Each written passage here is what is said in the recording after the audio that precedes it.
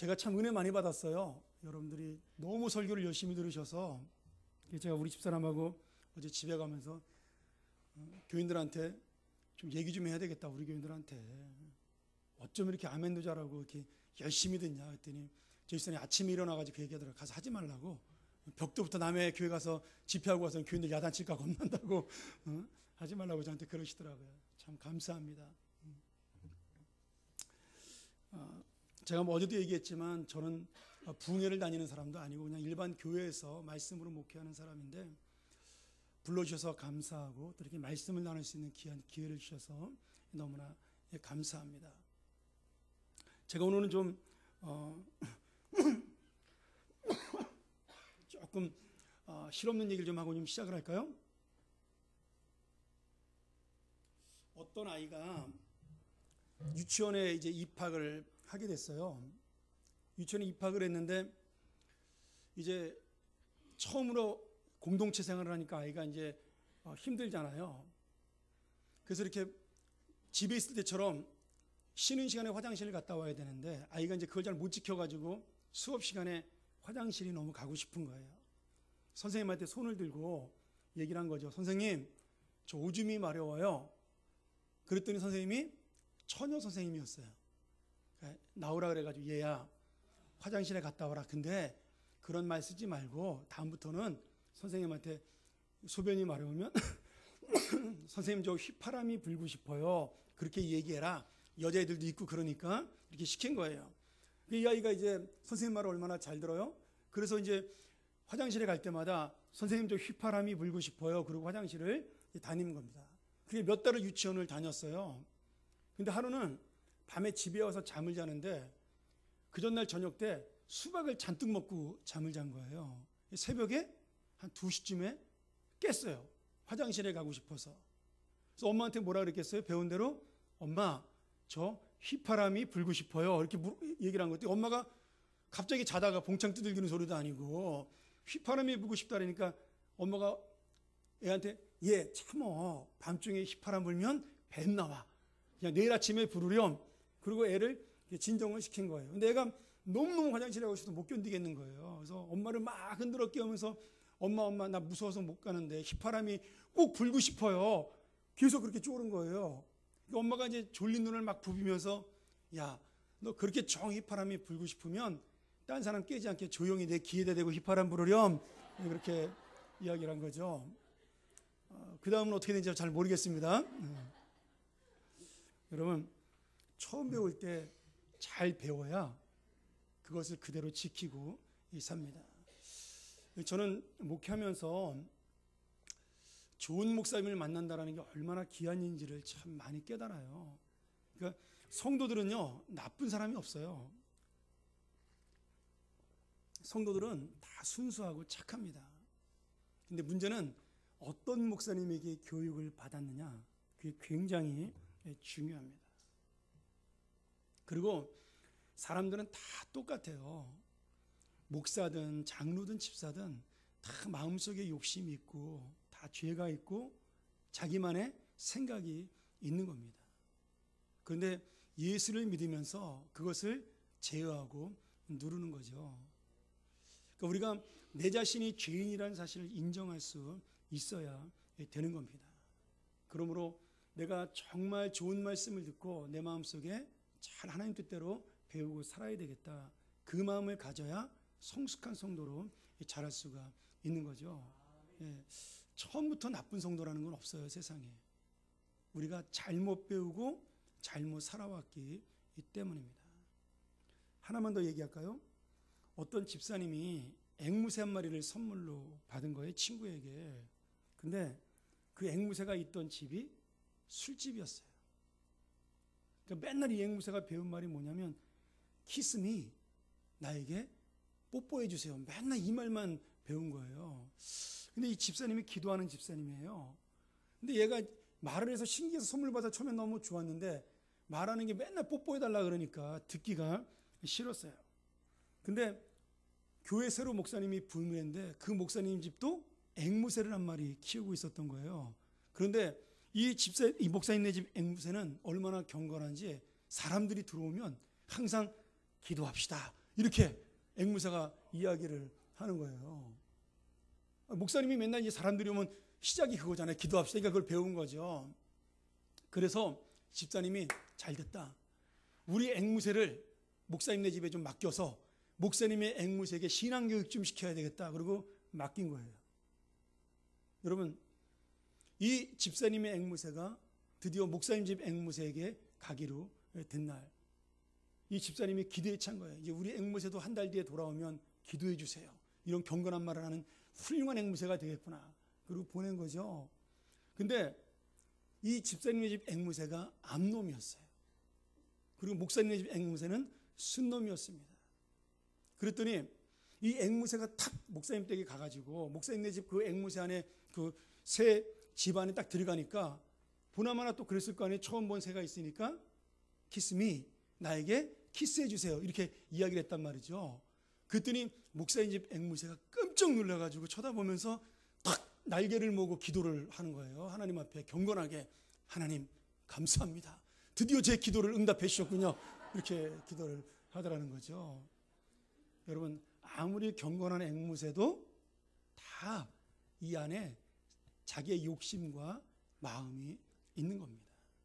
그러니까 내가 경건하고 거룩한 사람이다, 여러분 자랑할 수가 없어요. 우리는 다 죄인인 겁니다. 그걸 인정하고 사는 것이 하나님 앞에 바로 서는 길입니다.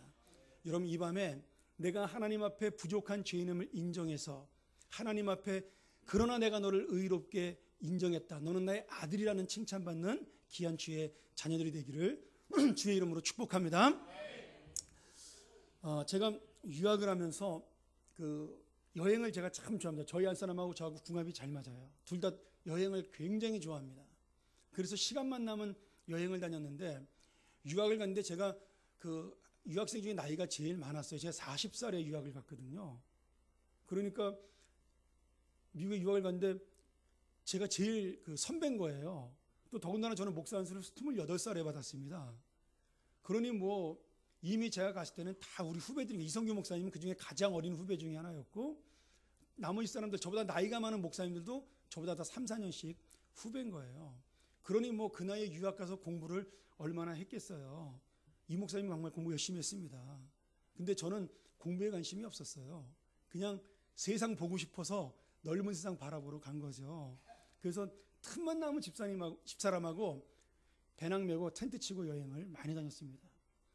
여름 첫째 번 학기 때, 그때는 이 목사님 미국에 오기 전이었습니다. 제가 먼저 가서 이제 공부하기 때였는데, 여름방학 때 나이아가라 폭포를 구경을 갔어요. 뉴욕에서. 이제 저희 집에서 한 10시간 정도 운전해서 가면 나이아가라 폭포가 있었거든요. 아유, 폭포가 얼마나 멋있는지 모릅니다. 그런데 말이에요, 제가 나이아가라 폭포를 구경하러 갔을 때 우리 후배 목사 하나가, 목사님, 내가 작년에 가봤는데 나이아가라 폭포가 미국하고 캐나다 동시에 같이 볼 수가 있어요. 갔다 오신 분도 있으시겠죠? 근데 미국은 이제 버팔로라는 곳에서 나이아가라 폭포를 볼 수가 있는데 측면만, 옆에만 볼 수가 있습니다. 근데 그것도 굉장히 멋있어요. 근데 카나다로 넘어가면, 다리 하나 사이로 카나다를 넘어가면 거기는 온타리오라고 부르는데 거기서는 정면을 볼 수가 있습니다. 더 멋있죠? 근데 이 친구가 저한테 그러는 거예요. 목사님, 나이아가라 폭포는 미국이나 카나다나 다 볼 수 있으니까 두 군데 다 갈 필요 없다. 응? 카나다만 안 가고 국경 안 넘어가고 미국에서만 봐도 충분하다고 저한테 그러는 거예요. 저는 진짜 그런 줄 알고 갔습니다. 그랬는데 가는 도중에 저 아는 사람이 연락이 온 거예요. 목사님, 나이아가라 폭포 구경 갈 때 절대로 미국에서만 보면 안 됩니다. 꼭 다리 건너서 카나다 가서 구경을 하셔야 진짜를 볼 수 있습니다. 이렇게 얘기를 하는 거예요. 얘기가 다르잖아요. 그래서 그날 가서 제가 다리를 건너서, 첫날은 미국에서 보고 그 다음날은 하룻밤 자고 국경을 건너서, 그래봤자 다리 하나니까 뭐 얼마 떨어지지 않았어요.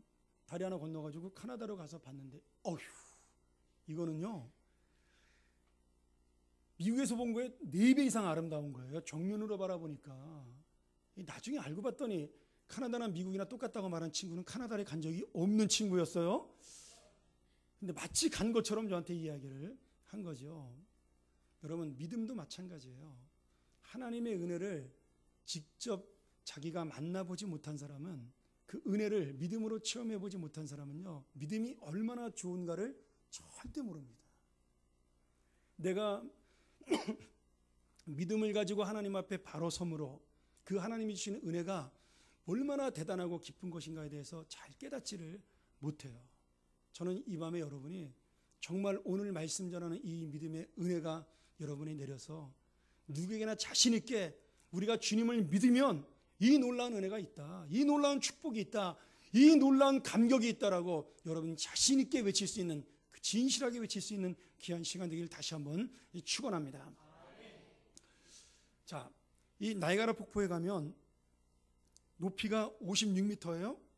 그리고 이쪽 넓이가 900m입니다. 1초에 390톤씩 물이 떨어져요. 물 떨어지는 소리가 얼마나 귀가 멍멍한지 옆에 있는 사람하고 이야기해도 잘 안 들립니다. 그래서 거기 살고 있던 인디안들이 이 폭포 이름을 물벼락이라고 불렀어요.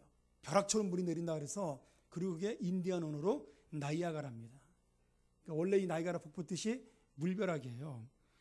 그리고 이 폭포를 보기 위해서 매년 1000만 명씩 구경을 하러 전 세계에서 몰려옵니다. 저는 2번 가봤는데 참 좋았던 것 같아요. 한 번은 앞에서만 보고, 한 번은 안에까지 들어가 봤는데 배를 타고, 2번 다 장관이더라고요. 근데 이제 외국 사람들은 그런 신기한 일을 많이 해요. 이 나이아가라 폭포를 이렇게 줄만 걸어놓고 건너는 묘기를 하는 사람들이 꽤 많습니다.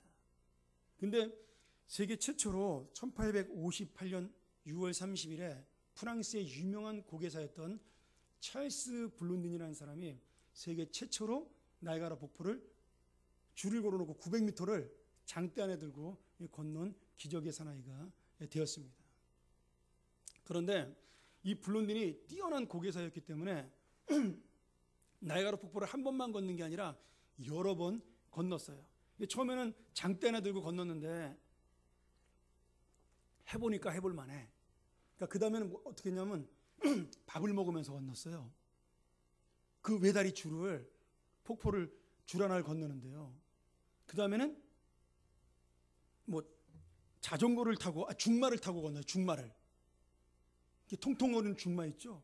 그걸 타고 건넌 적이 있습니다. 대단하죠? 그래서 1800년대도 신문에 많이 났어요. 제가 우리 교회에서 설교하면 이런 거 사진으로 보여주는데, 그냥 나중에 인터넷으로 보세요. 근데 가장 큰 묘기는 뭐였냐면 사람을 등에 업고 건너는 마지막 묘기였습니다. 근데 아무도 지원을 안 해. 그렇죠? 내가 자신 있으니까 누군지 내 등에 업혀서 나이아가라 폭포를 건넙시다. 그랬더니 아무도 자원을 안 해. 왜? 구경하는 건 재밌지만 잘못하면 죽잖아요. 그러니까 목숨 걸고 구경할 수는 없으니까. 그래서 할 수 없이 누가 했냐면 그 블론딘의 매니저였던, 워낙 유명한 고개사이니까 매니저가 있었어요. 그 매니저인 그 콜코드라는 사람이 업혀서 건너게 되었습니다. 여러분 한번 상상을 해보세요. 폭포 위에 900m를 줄을 딸랑 하나 매달아 놓고 자기 혼자 건너는, 바람이 엄청나게 불어요. 거기가 여름에 가도 시원합니다. 그 바람 때문에, 계곡 있으니까. 그런데 사람을 혼자 건너는 것도 얼마나 흔들리겠어요. 그렇죠? 근데 밥을 먹고 건너는 것도 놀랍고 중마를 타고 건너는 것도 놀라운데, 사람을 등에 건넌다는 것은 상상할 수가 없는 일입니다. 근데 이 블론딘이 콜코드를 등에 업고 건넌 거예요. 그리고 성공했을까요? 실패했을까요? 네, 성공했죠. 실패했으면 이런 얘기 안 하죠. 네, 성공했습니다. 여러분, 제가 그 이야기를 읽으면서 가만히 생각을 해봤어요. 그냥 그거는 진기명기 기록을 담은 그냥 책이었어요. 이제 미국 도서실에서 이렇게 본 책인데, 근데 저는 그 책을 보면서 한번 생각을 가만히 해봤습니다. 여러분, 지금 건너는 사람은 고개사잖아요. 건널 때 자기가 자신이 있을까요? 없을까요? 자신이 있습니다. 근데 지금 등이 업힌 사람은 누구를 믿고 건너는 거예요? 건너는 고개사를 믿고 건너는 거예요. 내 실력과 상관이 없어요. 그러니까 앞에 있는 사람은 자기가 실력을 믿고 건널 수 있지만 등이 업힌 사람은 오로지 실력이 아닌 믿음으로 거기를 건너는 겁니다. 잘 생각을 해보세요. 정말 찰스 블런든이 사람을 얻고 건넌 것도 대단하지만 저는 진짜 대단한 사람은 누구예요? 그 블런든을 믿고 그 당에 업혔던 콜코드라는 매니저였습니다. 자기 실력이 아니에요. 자기 능력이 아닙니다.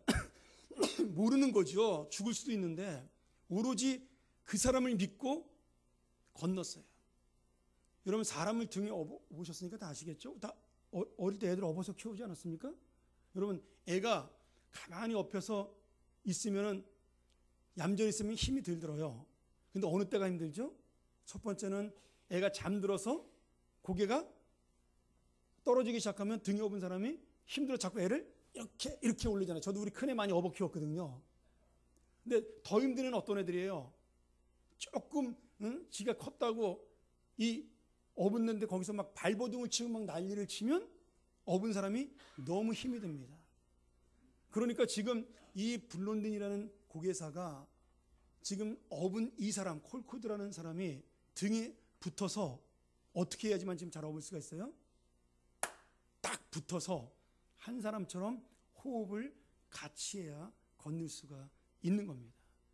아무리 고개사가 실력이 좋아도 업힌 사람이 무서워서 몸을 흔들거나 아니면 자기가 계곡 밑을 바라보면서 떨어지면 죽으니까 거기를 바라보면서 그 물살에 휩쓸리면 뼈도 안 남을 정도로 강한 물살인데 죽으면 어떡하나 밑을 쳐다보면서 기우뚱거려가지고 무게중심을 옮기거나 그러면 둘 다 죽는 거죠. 그러니 여러분 이 나이아가라 폭포를 건넜을 때 진짜 믿음 좋은 사람은 누구예요? 건넌 사람이 아니라 등에 업힌 사람이에요.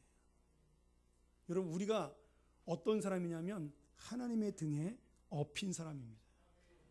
하나님은 본인이 완전하신 분이잖아요. 전능하신 분이잖아요. 하나님은 실수하지 않아요. 그렇죠? 그러니까 하나님은 뭐든지 자신이 있으세요. 우리는 무지하고 목매한 연약한 인간이에요. 실력도 없고 능력도 없고 아무것도 없습니다. 근데 우리가 정말 이 인생의 바다에 인생의 폭포에 빠지지 않고 이 땅을 잘 살기 위해서는 누구의 등에 잘 붙어야 되죠? 하나님의 등에 잘 붙어 있어야 됩니다. 여러분 진짜 믿음은 뭐냐면 하나님에게 붙은 겁니다. 하나님의 은혜를 진짜로 의지하는 거예요. 우리가 여호수아서를 읽으면 여호수아서 14장에 갈렙의 이야기가 나옵니다. 근데 갈렙을 평가하면서 하나님이 어떻게 그 사람을 지칭하냐면 우리가 여러 가지로 성경에 나온 사람들을 말하잖아요.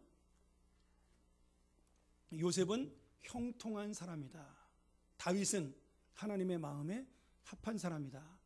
모세는 온유한 자다. 뭐 이렇게 별명들이 있는데 갈렙은 성경을 잘 읽어보세요. 여호수아 14장을 하나님을 온전히 쫓은 사람이라고 하나님이 그렇게 말씀하세요. 온전히 쫓은 사람. 한 번도 아니고 3번을 연속해서 그렇게 이야기합니다. 성경 어디에도 하나님을 온전히 쫓았다라는 말을 연달아 사용한 사람은 갈렙이 유일해요. 그런데 온전히 쫓았다는 말이 무슨 말이냐면 하나는 두 가지 뜻이 있는데 하나는 우리가 그분을 의지한다는 뜻이 있습니다. 근데 가장 중요한 뜻은 딱 붙었다라는 뜻이 있어요. 붙었다. 여러분 믿음이라는 게 뭐예요? 마치 하나님과 내가 하나인 것처럼 하나님 앞에 붙은 겁니다. 뭐가 붙었을까요? 생각이 붙고 행동이 붙고 모든 것이 하나님과 하나가 되는 신앙을 우리는 하나님과 붙은 온전한 신앙이라고 그렇게 말할 수가 있는 거죠. 여러분 오늘 아브라함이 지금 하나님에게 명령을 받았어요. 뭐 너무나 잘하는 말씀이잖아요. 아마 교회를 오래 다닌 분은 이 설교를 수십 번도 더 들었을 거예요. 그런데 오늘 제가 여러분하고 나누고자 하는 얘기는 아브라함이 이삭 바쳐가지고 뭐 훌륭한 믿음을 보여줬다 그런 이야기를 하려고 하는 것이 아닙니다.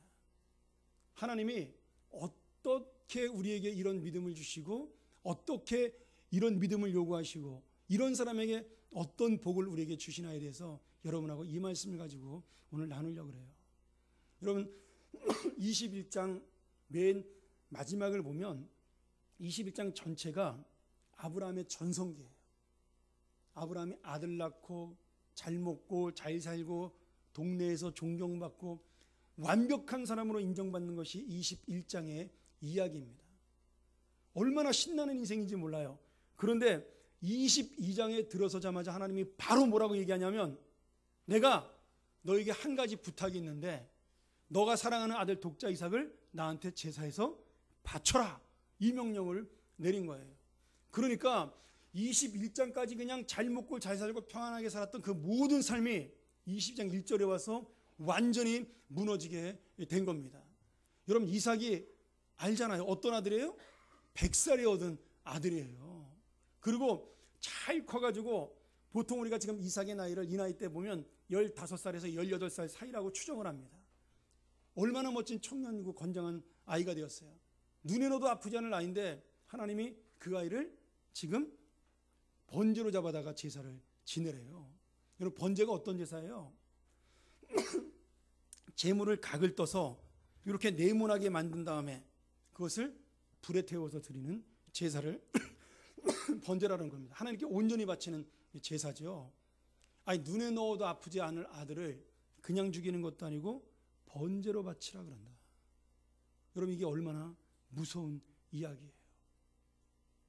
그런데 아브라함은 그 말을 듣고, 뭐 누구나 다 아는 얘기지만 자기 아내에게 의논하지 아니하고 그냥 하나님 말씀을 듣자마자 제사를 지낼 준비를 해서 장작과 그리고 하인에게 시켜서 그 먼 모리아산을 향하여 떠나기 시작을 합니다. 여러분, 인간적으로 한번 생각을 해보세요. 지금 아브라함이 행복한 이유가 뭐죠? 아브라함이 가장 행복한 이유가 돈이 많아서 행복한 것도 있고 하나님이 사랑해서 행복한 것도 있지만 가장 행복한 것은 100살에 얻은 아들이 있기 때문에 너무나 행복했어요. 그러니 지금 아브라함이 아들 이삭을 제물로 바친다는 얘기는 내가 살아온 인생의 행복 전체를 다 바꾼다라는 이야기입니다. 다 없어진다는 이야기죠. 차라리 하나님이 야, 너 가진 재산을 다 바쳐라 이렇게 얘기했으면 아브라함이 그까짓 거 어차피 빈손인데 하나님이 주신 거니까 바칠 수 있는 거죠. 그런데 이 모든 재산을 10번을 줘도 바꾸지 않을 아들을 하나님이 바치라고 이야기를 하는 겁니다. 그러니 아브라함 마음이 얼마나 힘들었겠어요. 여러분, 자식은 죽었다 깨어나도 부모의 마음을 모릅니다. 저희 막내가 둘째 아이가 있는데 미국에서 오랫동안 살았죠. 죄송합니다. 한국 나이로 4살 때 갔으니까 36개월이 안 됐을 때 갔는데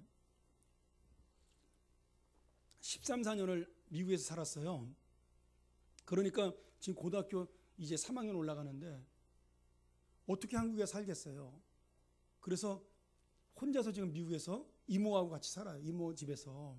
근데 저는 우리 아들을 띄워놓고 와서 여러분, 보고 싶을까요? 안 보고 싶을까요? 보고 싶죠. 보고 싶습니다. 또 우리 아들이 생각보다 애가 착해요. 나 닮지 않아가지고. 엄마 닮아가지고. 굉장히 예쁩니다. 애가. 하는 짓이. 근데 우리 아들 녀석은요, 지가 필요할 때 이후에는 한 번도 연락하지 않아요. 참 그게 아쉽죠. 나는 매일 보고 싶거든요. 새벽기도 끝나고 와서 내가 이제 책상에 교인들 기도 제목을 쭉 놓고 기도하다가 이제 시간 나면 거의 이제 걔가 그 시간 되면 이제 걔가 저녁 때 집에 와 있을 시간이니까 이제 카카오톡을 해가지고 잘 지내니 이렇게 물어보기도 하는데 썰렁해요. 맨날 굿 한마디예요. 그냥 자기 그냥 재밌대요. 걱정하지 말래요. 무소식이 정말 희소식이에요. 걔가 전화 오면 깜짝 놀래요. 응? 뭔 일이 나야 전화를 하니까. 뭐 뻔하죠. 10번 중에 9번은 돈 보내달라는 얘기고, 그렇죠? 아쉬워야 연락을 하는 거예요. 아빠 자동차에 문제 생겼어. 뭐 이럴 때 아니면 연락 안 해요. 그런데 부모는 아무리 그런 자식이라도 매일매일 보고 싶은 겁니다.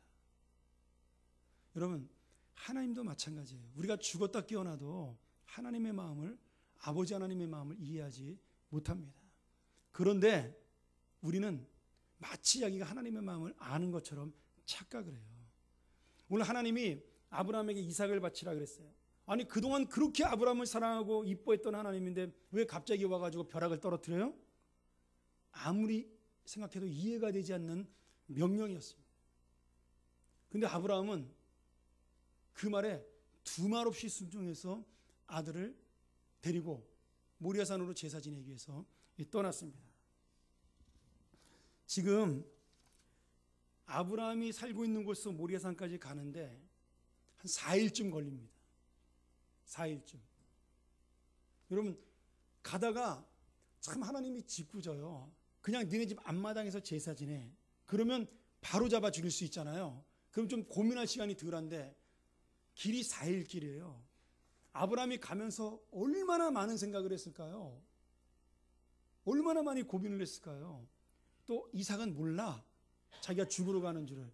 그러니 가면서 아버지 저기에 가는 도마뱀을 보세요. 뭐 사막길이니까 뭐 볼 건 별로 없을 테고 선인장을 보세요. 이러면서 얼마나 제잘되고 떠들면서 그리고 아버지한테 재롱을 떨면서 갔겠어요. 그런 아들을 바라보면서 여러분 3일 길을 간다고 4일 길을 간다고 생각을 해보세요. 가슴이 찢어지지요. 저는 믿음이 없어서 그런 명령 들으면 뭐 이런 하나님이 다 있어. 집어쳐라. 나는 안 믿어요. 전. 근데 아브라함은 말이죠. 그동안 11장부터 12장부터 지금까지 22장까지 받은 그 자기 인생의 은혜가 75세서부터 이 110살 넘을 때까지 한 120살이라고 볼 때 그렇게 받은 은혜가 너무나 컸던 거예요. 그 40년 이상의 은혜가 정말 너무나 하나님을 잊지 못하게 만든 겁니다. 자기 살아온 인생을 보면서. 그래서 그 눈에 넣어도 아프지 않을 아들을 하나님의 명령 한마디에 그렇게 두 말 없이 순종을 한 거죠. 여러분 순종했다고 해서 마음이 안 아픈 게 아닙니다. 내가 하나님께 드린다고 해서 안 아까운 거 아니에요. 사람은 다 똑같습니다. 아까워요. 제가 부끄러운 얘기 한번 할까요? 저희 큰애가 이제는 대학을 졸업했는데 미국 살 때 제가 교회를 이제 개척해서 중학생이 올라가게 되었어요. 초등학교에서. 근데 제가 초등학교 때 아이가 주일날 교회 가면 헌금을 1불씩 이렇게 줬어요. 큰애 작은애. 근데 아이가 중학생이 되니까 헌금을 1불 주기가 제가 하나님 앞에 죄송한 거예요. 그래서 5불씩 주기로 생각을 한 겁니다. 근데 그 생각을 하고 한 번은 차를 타고 집에 가는데 이제 교회에서 퇴근해가지고 토요일이었던 것 같아요. 내일은 우리 애들은 이제 헌금을 잊어버리지 말고 5불 줘야지. 그래서 5불짜리를 제가 미리 챙기려고 지갑을 보는데 순간 제가 아까운 생각이 드는 겁니다. 아 이게 뭐야? 5불이면 그동안 한 달에 4불이나 5불밖에 안 들어갔는데 5불이면 이제 한 달에 20불이 넘게 들어가네? 그리고 제 마음속에 아까운 생각이 슬그머니 올라오는 거예요. 여러분 제가 누구예요? 담임 목사예요.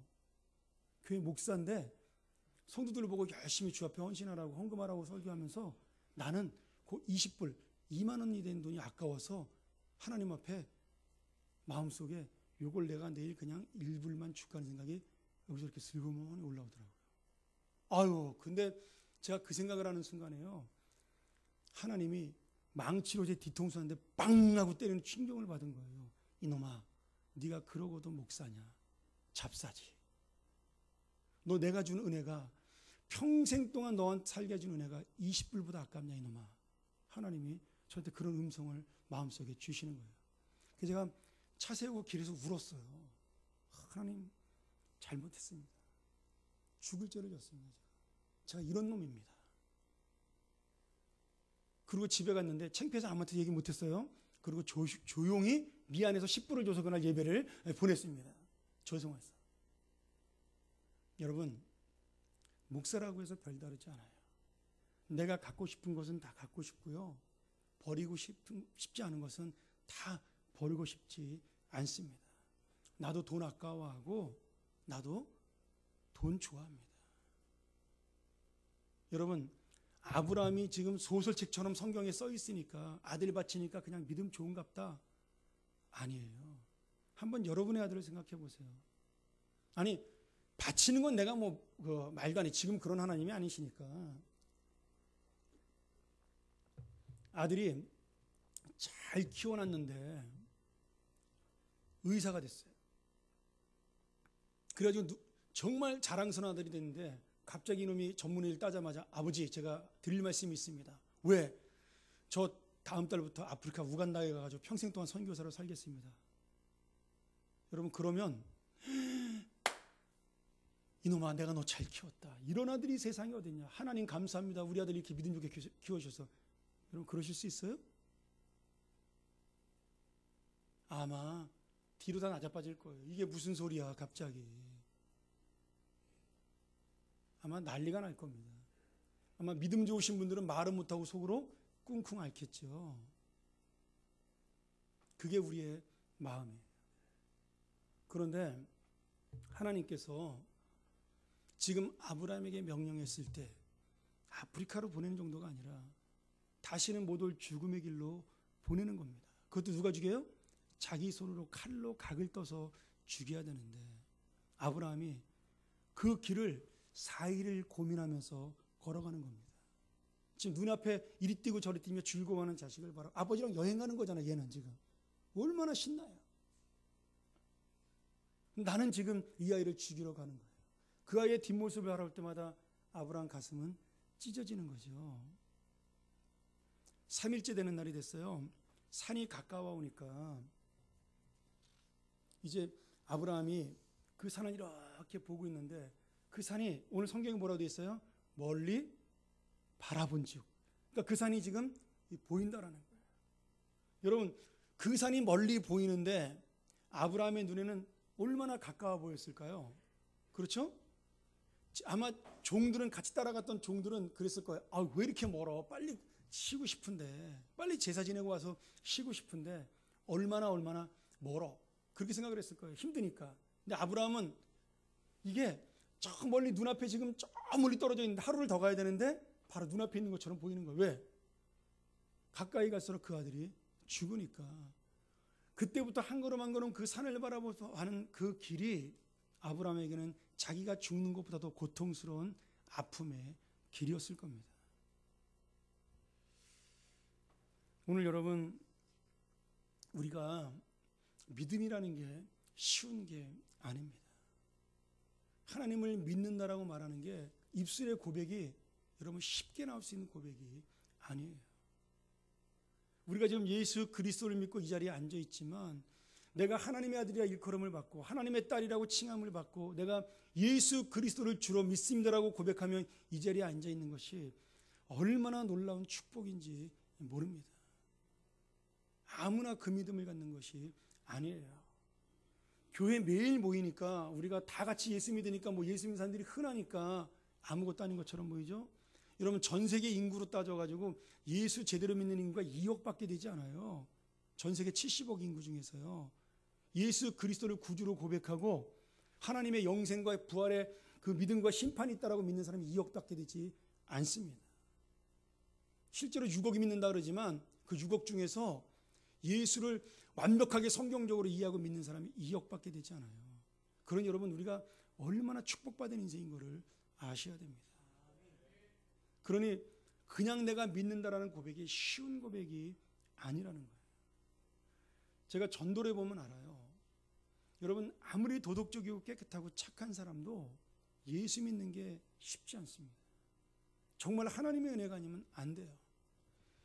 한 번은 제가 부목사 시절에 어떤 어르신이 임종을 하게 됐어요. 평생 동안 선생님하고 교장 선생님으로 퇴직을 하신 분이었는데 너무 고귀하게 사신 분이에요. 온 집안이 교육자 집안이에요. 그러니까 깨끗하게 사신 분이에요.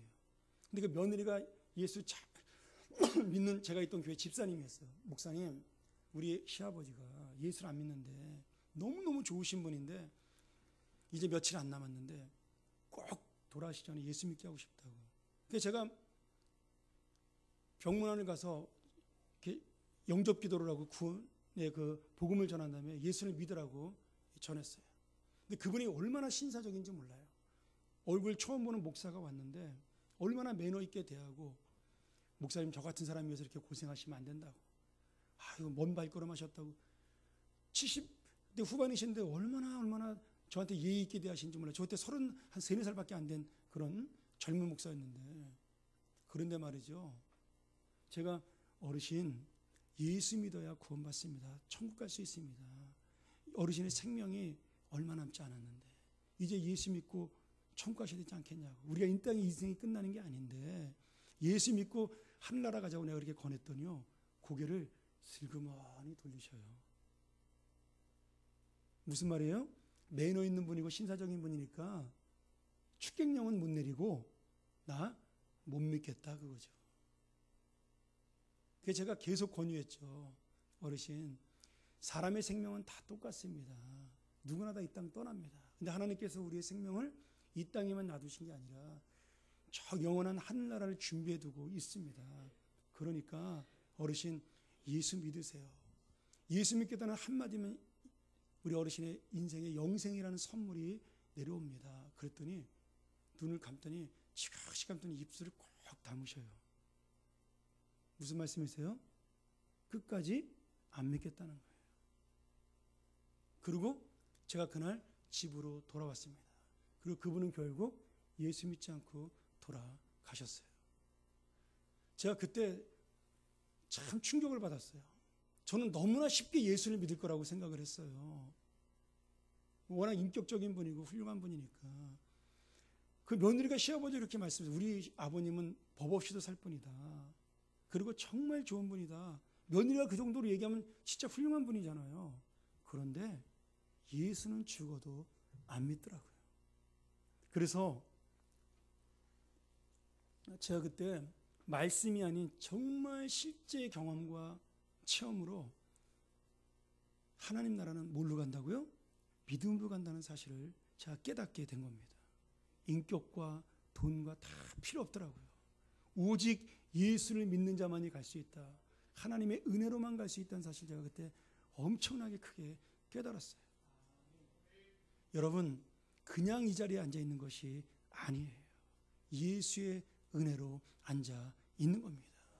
그 믿음을 붙들고 앉아 있는 거죠. 지금 아브라함은 그 은혜를 깨달았어요.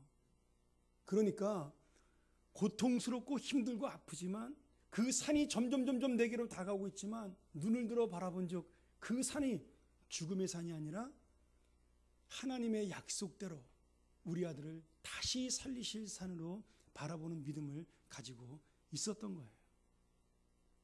창세기는 나오지 않죠. 그러나 히브리서 11장 9절에 그런 고백을 하고 있어요. 하나님이 능히 죽은 자 가운데서 다시 이삭을 살리실 줄로 생각했다. 여러분, 생각한다고 행동하는 게 아니죠. 살리실 줄로 믿는다고 해서 진짜로 죽인다라는 것은 어려운 거예요. 어떻게 알아요? 죽은 사람이 정말 살아나는 걸 어떻게 믿겠어요? 그런데 아브라함은 가슴이 찢어지고 정말 자기가 죽는 것이 낫다고 생각할 정도로 아팠지만 이 믿음으로 아들 이삭을 바칠 수가 있었습니다. 여러분, 우리가 읽은 5절에 아주 재밌는 말씀이 나와요. 아브라함이 사환한테 이렇게 말을 했어요. 너희는 나귀와 함께 여기서 기다려라. 왜? 데려가면 자기 아들을 칼로 찔러 죽이면 옆에 있던 종들이 가만히 보고 있겠어요? 말리겠죠. 우리 주인이 미쳤나 보다 그러고. 그러니까 종들을 못 오게 막은 거예요. 그리고 산에 올라가기 전에 내가 내 아들과 둘만 올라가겠다라고 이야기를 한 거죠. 그리고 뭐라고 약속을 했냐면 내가 아이와 함께 저기 가서 경배하고 너희에게로 돌아오겠다. 그렇게 이야기를 했어요. 그런데 여러분, 아브라함이 돌아오겠다는 이 단어가 지금 생략돼 있어요. 이게 복수 동사예요. 히브리어는 동사에 복수, 단수와 복수가 있습니다. 그래서 내가 올라갈 때 올라가고 내려올 때 너희에게 돌아오겠다는 그 말이 뭐냐면 함께 돌아오겠다는 뜻으로 같이 숨겨져 있습니다. 우리나라 말에는 표현이 안 됐지만 히브리어는 그렇게 돼 있어요. 그러니까 아브라함은 지금 아브라함이 올라갈 때 누구랑 올라가요? 이삭이랑 올라가고 내려올 때도 누구랑 내려오겠다 그랬어요? 이삭이랑 같이 내려온다고 지금 고백을 하고 있는 겁니다. 여러분, 단순히 종들에게 말을 실수한 걸까요? 아니면 지금 아브라함이 올라가서 이삭을 죽이지 않겠다는 얘기인가요? 그게 아니죠. 지금 아브라함은 이삭을 하나님께서 죽여도 내가 이 아이를 통해서 하늘의 별처럼 바다의 모래처럼 많은 자손들을 보여주겠다는 약속을 이미 하셨기 때문에 그 약속을 믿는 믿음을 가지고 올라간 겁니다. 그리고 그 믿음의 고백을 누구에게 한 거예요? 종들에게 한 거예요. 내가 두 사람이 올라가니까 두 사람이 함께 내려오겠다라고 약속을 하고 있는 겁니다. 여러분, 이 고백은 하나님의 은혜를 알고 그 믿음으로 믿는 자만이 할 수 있는 약속입니다. 내가 예수를 믿지 않는 사람에게, 지금 아무것도 모르는 사람에게 담대하게 하나님의 약속을 전할 수 있는 것은 내가 그 하나님의 은혜를 정식으로 그리고 진정으로 믿을 수 있기 때문에 이 고백을 할 수가 있는 거죠. 오늘 여러분, 아브라함이 이 믿음을 가지고 이삭과 함께 올라간 겁니다. 멀리 보였던 그 산을 한 걸음 한 걸음 올라간 거죠. 여러분, 어떻게 그럴 수 있어요? 어떻게? 지금 하나님이 이삭 대신 주는 수양이 이미 보인 것도 아무것도 보이지 않고 오로지 아브라함이 이삭을 바칠 그 모리아 산만 보이고 그 제단만 보이는데 그 아들의 손을 붙잡고 그 산을 올라간 겁니다. 저는 이미 아브라함은 그 산을 바라보면서 눈을 들어 그 산을 바라본 적에서 그 산만 바라본 것이 아니라 그 산에서 우리에게 약속을 지키실 하나님을 미리 실체로 바라보는 믿음을 가지고 있었기 때문이라고 믿습니다. 히브리서 11장 1절에 믿음은 바라는 것들의 실상이라 그랬어요. 그렇죠? 여러분, 보지 못하는 것들의 증거라 그랬습니다. 믿음은 보지 않고 그리고 듣지 못하는데 우리가 믿는 것을 믿음이라 그래요. 여러분, 실상이란 단어가 굉장히 재미있는 단어입니다. 이 실상이 우리나라 말로 쉽게 번역하면 약속어음이에요. 약속어음. 조금 더 쉽게, 더 정확하게 얘기한다면 육아증권이에요. 우리는 이 종이 쪽지를 만약에 내가 여기서 증권을 하나 샀다 그러면 돈 아니잖아요. 근데 이 증권에는 무슨 가치가 있어요? 그 액수의 가치가 있는 겁니다. 돈은 아닌데 돈처럼 사용할 수가 있어요. 그렇죠? 그것이 유가증권이잖아요. 그것이 약속어음입니다. 부도나지 않는 약속어음이죠. 하나님의 약속어음은. 그런데 믿음은 바라는 것들의 실상이라는 말이 바로 그 약속어음이라는 뜻이에요. 약속어음. 절대로 부도나지 아니하고, 그리고 지금은 실체가 아니지만 언젠가는 이것을 현금으로 바꿀 수 있는 실체가 바로 약속어음, 하나님의 믿음의 실상입니다. 우리가 그 눈에 보이지 않는데 보이는 것처럼 믿고 살아가는 것이 바로 실상의 믿음이라는 거예요. 아브라함이 지금 그 믿음을 가지고 이 이삭을 데리고 올라간 겁니다. 대신 제물을 바칠 양도 보이지 않고 하나님의 그 모습도 보이지 않지만 분명히 그곳에서 임해질 하나님의 약속이 아브라함의 마음속에 이미 실상으로 그려지고 있었던 거죠. 오늘 이 믿음이 아브라함을 살리고 이삭을 살렸던 믿음이요, 바로 우리를 살리는 우리 인생의 믿음 되기를 축원합니다. 그래서 여러분, 우리가 한 발자국 한 발자국 내가 살아가는 인생이요, 내가 원하는 곳으로 옮기는 것이 아닙니다. 하나님이 원하는 곳으로 옮기는 거죠. 제가 미국에 있을 때 뉴욕을 갔는데, 뉴욕의 사거리에서, 그 맨하탄 사거리에서 길을 건너려고 이렇게 신호등에서 기다리고 있었어요. 근데 제가 처음으로 태어나서 맹도견 있죠, 맹도견. 그 시각장애자를 인도하는 맹도견. 그 맹도견 커다란 개가 지팡이를 든, 그리고 안경을 쓴 시각장애자인 주인을 인도하고 건너는 모습을 제가 처음으로 구경하게 되었어요. 그런데 맹도견이 잘생겼더라고요. 사람 키만 한데. 근데 이 시각장애자가 눈을 감고, 선글라스 꼈으니까 눈을 가만히 떴는지 모르겠지만 하여튼 안 보이니까 그 맹도견을 붙잡고 신호등에서 줄을 서서 기다리는 거예요. 사람이 굉장히 많았어요, 거기에. 맨하탄 사거리니까. 근데 신호등이 띠그르르 띠그르르 소리가 나니까 맹도견이 제일 먼저 건너요, 사람보다. 그리고 그 주인은 그 맹도견의 손을 잡고 안심하고 길을 건너더라고요. 여러분, 그 맹도견이 지금 가는 길이 누가 가는 길이죠? 주인이 가는 길이에요. 목적지가 누구의 목적지죠? 주인의 목적지입니다. 근데 지금 누구를 따라가죠? 자기 자신이 가는 게 아니에요. 맹도견, 개를 따라가는 겁니다. 죄송합니다. 제가 하나님께 이런 비유를 들어서. 여러분, 우리는 아무것도 모르고 그저 하나님을 붙잡고 따라갑니다. 근데 따라가서 그 목적지에 도착해서 문을 열고 바라봤더니 거기가 어디예요? 내가 원하던 목적지라는 거예요. 그게 믿음의 비밀입니다. 나는 그냥 한 발자국 한 발자국 어떻게 가는지를 몰라요. 그런데 그저 그냥 한 발자국씩 그렇게 하나님을 따라갔더니 어느샌가 도착한 곳이 믿음으로 따라갔더니 그것이 바로 내가 원하던 우리 집이요, 우리 회사요, 내가 원하는 곳이라 이거예요. 여러분, 이런 재밌는 간증을 하신 분이 있어요. 빌리그리암 목사님을 쫓아다니면서 특송을 하던 유명한 성악가가 있습니다. 킴 윅스라는 우리 한국인 시각장애자예요. 그분이 6.25 때 그 전쟁통에 포탄의 파편에 맞아가지고 눈을 실명을 했어요. 아이 때.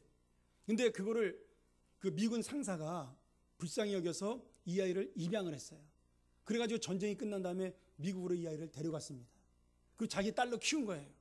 그런데 너무너무 노래를 잘하는 거예요. 그래서 시각장애자였던 그 아이를 두 눈이 안 보이지만 대학까지 공부를 시키고 오스트리아로 유학을 보내서 성악으로 박사학위를 받게 하고 미국으로 돌아오겠어요. 근데 이분이 예수를 믿고 은혜를 받은 다음에 자기가 성악가로 출세할 수 있었지만 그걸 포기하고 빌리그리암 목사님을 따라다니면서 빌리그리암 목사님의 집회를 돕는 복음성악 가수로 활동을 하게 되었습니다. 근데 그분이 이런 고백을 하는 거예요. 나는 어떤 길을 갈 때 사람들이 이렇게 말하지 않는다. 아유, 미세스 킴, 저기 50m 앞에 웅덩이가 있어요. 저 100m 앞에 건물이 있어요. 이렇게 말하는 사람을 한 번도 본 적이 없다. 항상 사람들은 나에게 얘기할 때 그 발 앞에 무엇이 있다라고 얘기한다. 미세스 킴, 앞에 계단이 있어요. 앞에 웅덩이가 있어요. 앞에 건널목이 있습니다. 바로 내 앞에 있는 이야기를 한다. 그러면 나는 그때마다 그 먼 거리에 무엇이 있는지 모르지만 한 발자국 한 발자국 그냥 그 사람들이 말하는 대로 길을 걷는데 어느 순간에 그렇게 길을 걷다 보면 내가 우리 집에 도착해 있더라. 이렇게 고백을 하는 거예요. 여러분, 믿음이란 먼 미래를 바라보는 게 아닙니다. 진짜 믿음은 지금 이 순간 한 발자국 걸어갈 때, 하루를 살아갈 때, 내가 1년을 살아가는 그 순간순간마다 하나님의 은혜를 소망하며 하나님이 나와 함께 하신다는 사실을 믿고 그분의 손을 잡고 걸어가는 것이 믿음입니다. 여러분, 사업을 하든 직장을 다니든 아니면 여러분이 집에서 아이를 키우든 상관이 없어요. 여러분이 가는 그 모든 길이 하루하루 걸어갈 때 그 길이 어떤 길이에요? 하나님이 인도하시는 길입니다. 걸어가면서 내가 원하지 않는 것을 볼 때도 있고요. 내가 원하지 않는 일을 만날 수도 있습니다. 힘들고 고통스러운 길을 갈 수도 있어요.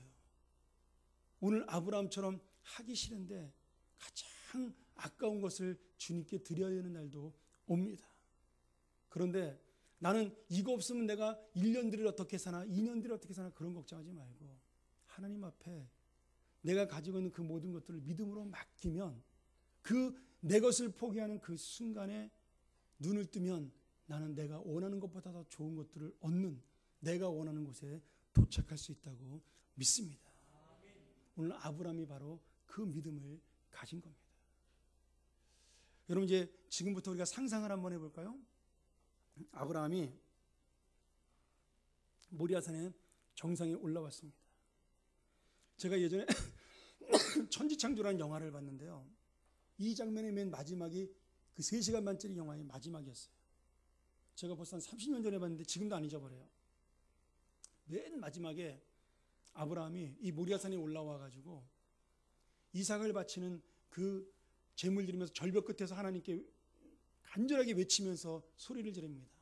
하나님, 내가 왜 이 아들을 하나님 앞에 바쳐야 됩니까? 내 가장 사랑하는 아들을 주님 앞에 바쳐야 됩니까? 라고 왜라고 외치는데 그 미국 영화니까 와이 그리고 이게 메아리가 막 울려요. 그래서 그 소리가 아브라함에게 다시 들리는 겁니다. 내가 왜, 그러니까 그 왜 소리가 자꾸 자기한테 들리는 거예요. 하나님 앞에 와이, 그러니까 이쪽에서 와이 그리고 올려놓은 거예요. 근데 아브라함이 그렇게 외치다가 깨닫게 되는 거예요. 여러분, 그 와이라는 질문, 왜라는 질문은 내가 드려야 될 질문이 아니라는 거예요.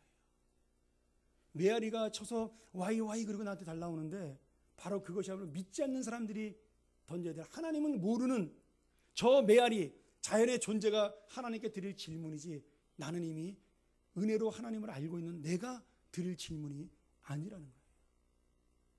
제가 그 영화를 보면서 깨달았어요. 왜 감독이 메아리를 울리게 하는 그 마음을 전해줬을까? 여러분, 그 아브라함이 Why라고, 왜라고 외쳤을 때 그 왜는 아브라함이 해야 될 질문이 아니라 하나님을 모르는 사람들이 해야 될 질문이라는 겁니다.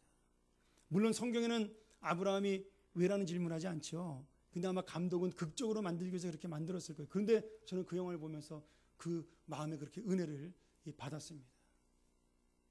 그리고 오늘 여러분 그 영화의 장면을 생각하면서 아브라함이 지금 이삭을 바치는 장면을 머릿속에 한번 그려보세요. 지금 아브라함이 이렇게 나무를 모아서 이렇게 제단을 쌓고 있는데 불을 태우려고 이삭이 물어봤어요. 아버지, 땔감을 떼서 제단을 쌓는데 왜 재물은 없죠? 이렇게 물어봤단 말이죠.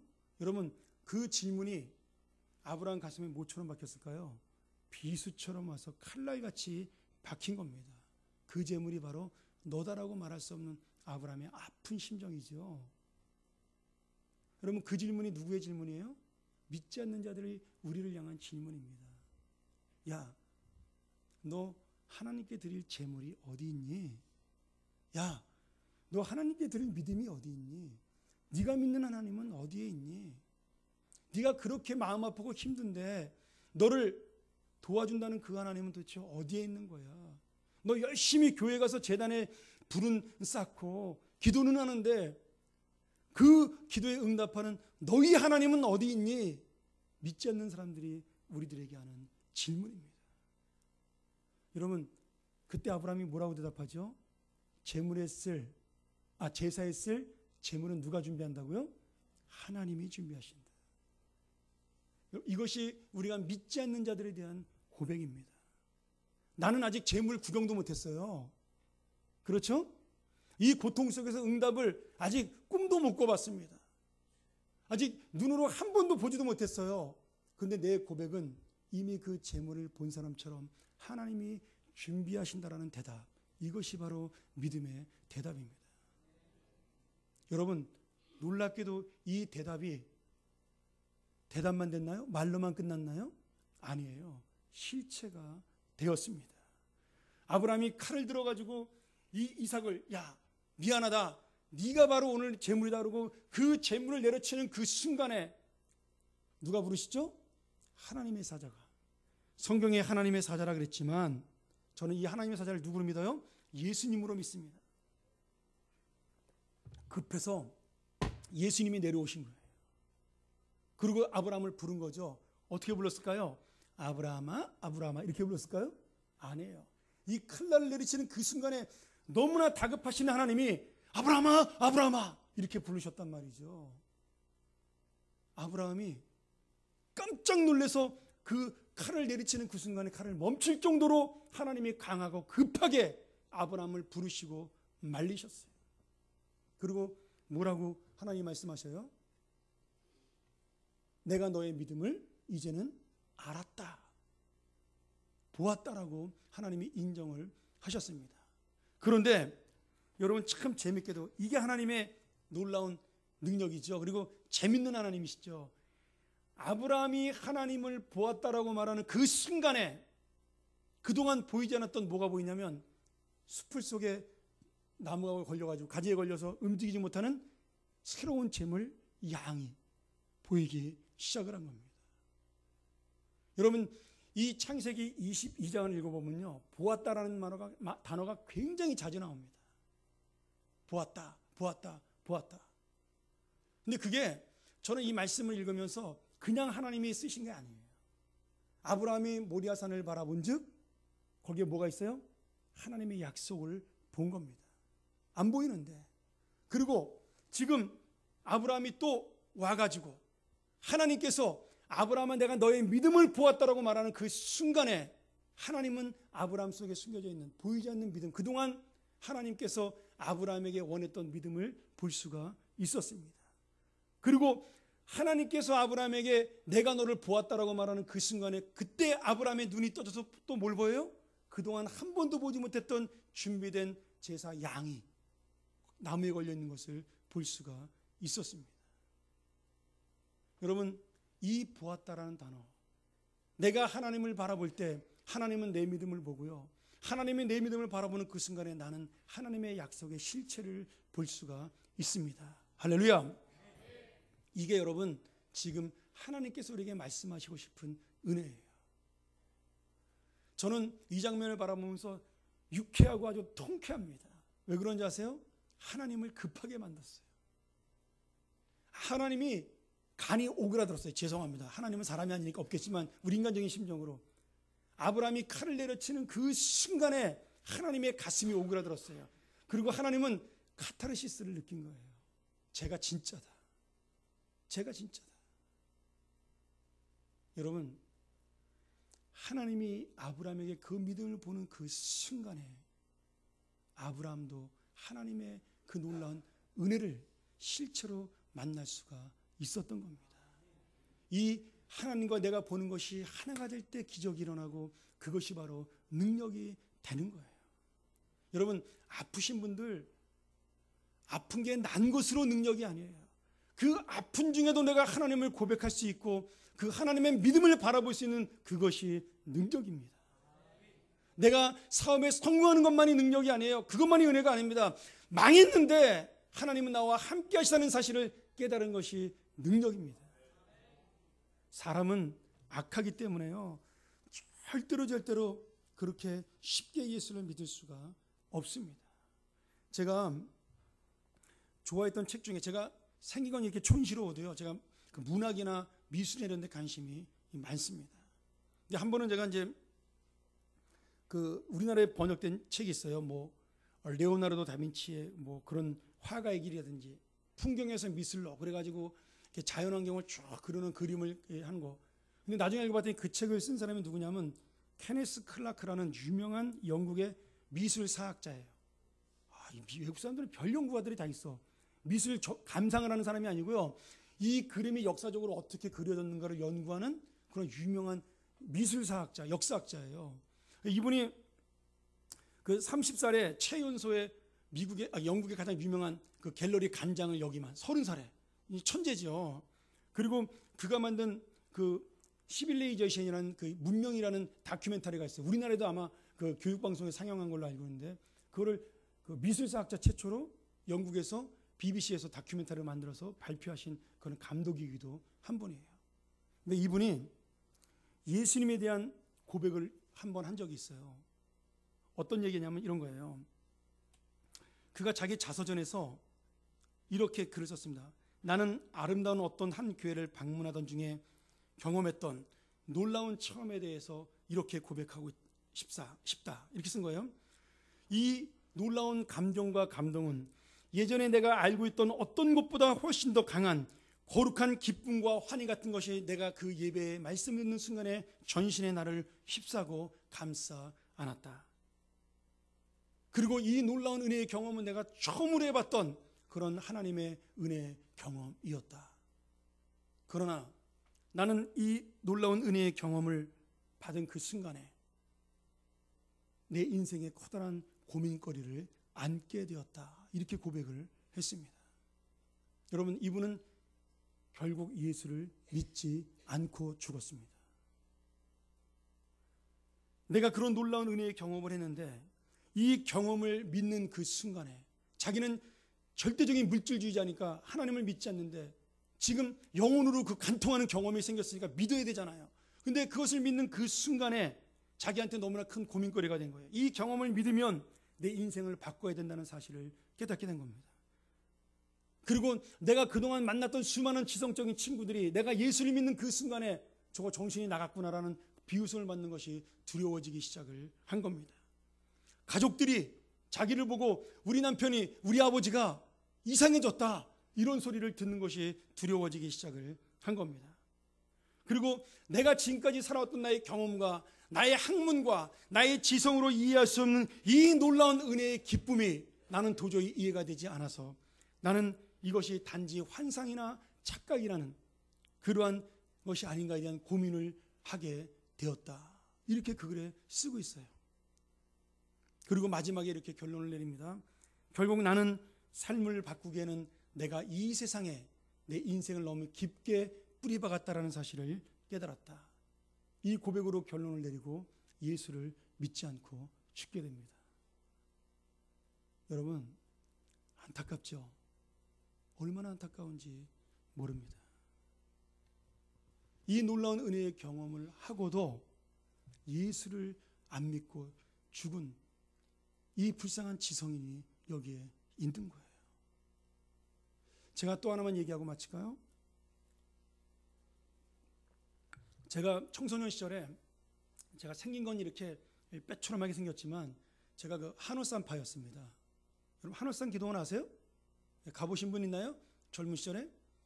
예전에 그 욕쟁이 돌아가신 이천성 목사님이 그 기도원 원장할 때 70년도에 제가 그 기도원을 자주 갔습니다.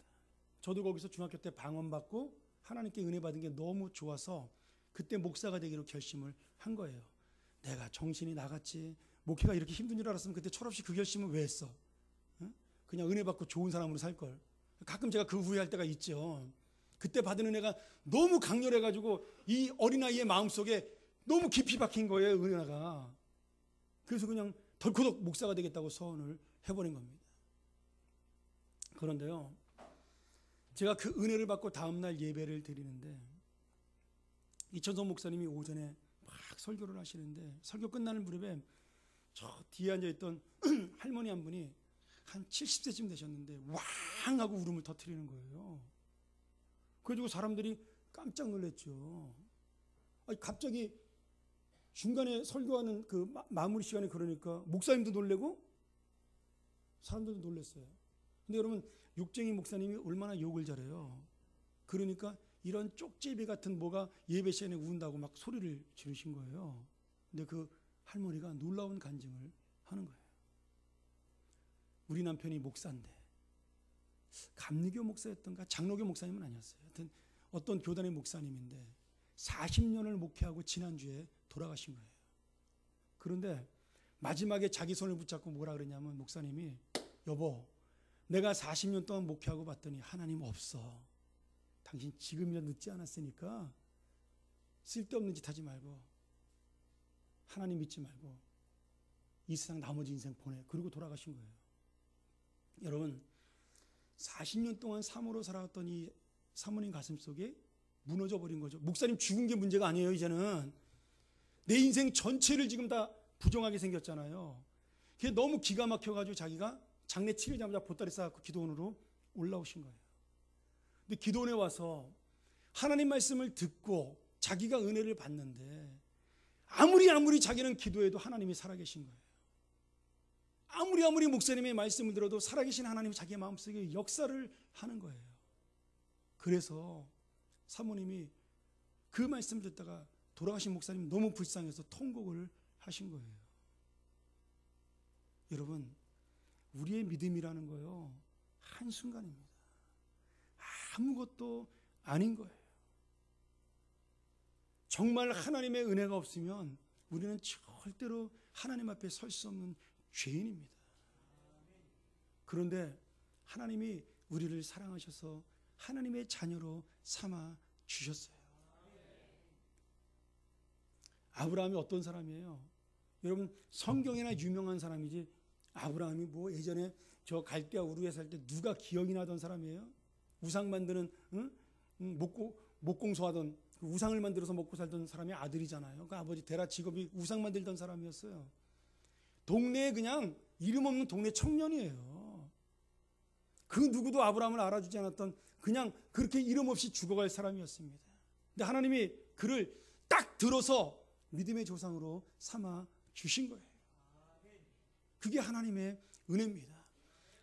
그러면 하나님 왜 아브라함을 들어 쓰셨어요? 나는 모르겠어요. 그 말은 뭐냐면 왜 하나님 저를 목사로 만드셨어라는 질문과 똑같은 거예요. 하나님 마음대로, 하나님 사랑대로. 내가 너 사랑하는데 이유가 필요하니? 난 그 우리 젊은 청년들이 가끔 나한테 그런 질문할 때 제일 어려워. 사모님 뭐가 좋아서 결혼하셨냐고. 뭐가 좋지 뭐가 좋아. 눈에 씌워가지고 홀딱 반해가지고 다 좋은 거죠. 그렇죠? 우리 둘이 연애할 때 별명이 고목나무의 매미였어요. 나는 키가 184인데 우리 사람은 150 몇일 걸 아마요? 그렇지? 나 정확히 자기 얘기가 나요. 몇 센치인지 정확하게. 그러니 같이 길을 가면 대롱대롱 매달려서 가요. 요새는 옛날에는 내가 이제 연애할 때 사이가 좋았으니까 이제 주머니에 손도 넣고 팔짱도 끼고 다녔지만 지금은 이제 나이 먹었으니까 제가 앞서가면 뒤에 따라와요. 그러니 사람들이 우리 보고 놀렸죠. 고목남 매미라고. 근데 보면 그저 좋은 거예요. 우리 사람 내가 뭐가 좋아? 저 그때 키 184인데 몸무게 57kg였어요. 얼마나 말랐겠어요. 제 별명이 이디오피아 난민이었어요. 너무 말라가지고. 저는요, 허리가 27이었어요. 남자 허리인데. 바지가 맞는 게 없는 거예요. 키는 큰데. 그래서 바지를 중학교 때부터 맞춰 입었습니다. 시중에 살 수가 없어요. 제가 맞는 바지를. 그래서 저는 교복을 양복점에 가서 맞춰 입었어요. 돈이 없는데도 불구하고 할 수 없이. 근데 그렇게 깡마르고 불쌍하게 생긴 사람을 뭐가 이뻐서 여러분 쫓아다녔겠어요. 결혼하자고. 내가 쫓아다녔나? 지가 쫓아다녔나 모르겠지만. 근데 여러분 그거를 뭐가 좋아서 결혼하냐고 물어보면 그것만큼 어리석은 질문이 어디 있어요. 그저 뭐든지 좋아서 결혼한 거죠. 뭐든지 이뻐서 사랑한 거죠. 여러분 하나님이 너 왜 구원했냐? 나 왜 구원했어요? 물어보면 하나님도 할 말이 없어요. 야 그냥 이뻐. 내 자식이니까 그냥 이쁜 거야. 그게 하나님의 대답입니다. 여러분 그렇게 해서 아브라함을 우리한테로 보내주신 거예요. 누구로요? 우리 믿음의 할아버지로요. 왜? 내가 아브라함처럼 별 볼 일 없는 사람 너도 구원한다. 너도 내 사랑하는 아들이고 너도 내 사랑하는 딸이고 아무것도 아닌 너도 내가 함께 갈 나의 자식이다. 아브라함처럼 내가 너를 사랑한다. 그걸 보여주기 위해서 여러분 하나님께서 아브라함을 구원하신 거예요. 그리고 오늘 아브라함이 우리에게 보여주는 믿음은 뭐예요? 나도 아무것도 아닌 사람이고 나도 별 볼 일 없는 사람이고 나도 욕심 많은 사람이고 나도 죄 많은 사람이고 나도 능력 없는 사람이지만 그러나 단 하나 하나님이 나를 사랑하신다는 사실을 나는 믿는다. 하나님이 나와 함께 하신다는 사실은 나는 믿는다. 하나님 나를 붙들고 있다는 사실은 내가 믿는다. 하나님이 나에게 모든 것을 요구해도 나를 위한 것임을 나는 믿는다. 그 고백을 하나님이 원하시기 때문에 아브라함을 우리에게 보여주고 있는 겁니다. 오늘 여러분 이 믿음이 아브라함으로 끝난다면 그것이야말로 얼마나 답답하고 하나님이 보실 때 불쌍한 일이에요. 오늘 누구에게 있어요? 우리에게 있는 겁니다. 누가 급해지는 믿음? 하나님이 급해지는 믿음. 여러분 걱정거리 염려거리가 생기면 발동동동 구리고 막 조급해가지고 그러면 문제 해결되나요? 아무런 해결 없습니다. 나는 느긋하고 누가 급해야 해결되죠? 하나님이 급해야 해결되는 겁니다. 너는 이놈아 뭘 믿고 그렇게 마음이 여유로워? 이렇게 큰일이 벌어졌는데 누굴 믿긴 누구 믿어요? 하나님 믿으니까. 나는 어차피 해결 못하는데. 여러분 우리가 고민하는 문제들 한번 생각해 보세요. 우리 집안에 문제가 생겼어. 사업에 문제가 생겼어. 여러분 문제가 일어나는 거에 100가지 중에 99가지는 내가 해결할 수 있는 게 없어요. 내가 해결할 수 있는 거면 걱정이 되지 않습니다. 왜? 해결하면 되니까. 해결할 수 없는 문제이기 때문에 걱정이 되는 거예요. 그렇죠? 근데 그 문제 걱정한다고 해결되나요? 해결되지 않습니다. 여러분 그때 누가 그 문제를 걱정해야 돼요? 내가 걱정하는 것이 아니라 하나님이 걱정해야 되는 겁니다. 하나님이 답답해야 되는 거예요. 하나님이 조급해야 되는 거예요. 하나님이 급해야 되는 겁니다. 나는 느긋하게 이삭의 목이라도 내가 치리라 칼을 들고 나는 느긋한데 하나님이 다급해서 아브라함을 불러야 돼요. 아브라함아 아브라함아 내 이름을 부르면서 석형아 석형아 내가 너와 함께 있다. 하나님이 다급하게 불러줘야 우리 인생은 새롭게 열리는 겁니다. 사랑하는 여러분 오늘 내가 아니라 누가 급하다고요? 하나님이 급합니다. 하나님이 조급하고 하나님이 서두르고 나는 여유롭고 나는 믿음 때문에 하나님의 약속 때문에 안전하고 나는 가만히 있고 하나님이 움직이는 믿음, 하나님이 다급한 믿음, 하나님이 붙들어주는 믿음. 그 믿음으로 오늘 아브라함이 받았던 그 은혜와 복, 아브라함이 누렸던 그 놀라운 기쁨과 평안함, 그리고 아무도 깨닫지 못했던 내 가장 소중한 것을 드렸을 때 그것보다 억만 배나 더 소중한 하나님이 바로 내 것이라는 사실을 깨닫게 되는 그 믿음이 여러분의 인생 속에 넘쳐나시기를 주의 이름으로 간절히 축원합니다.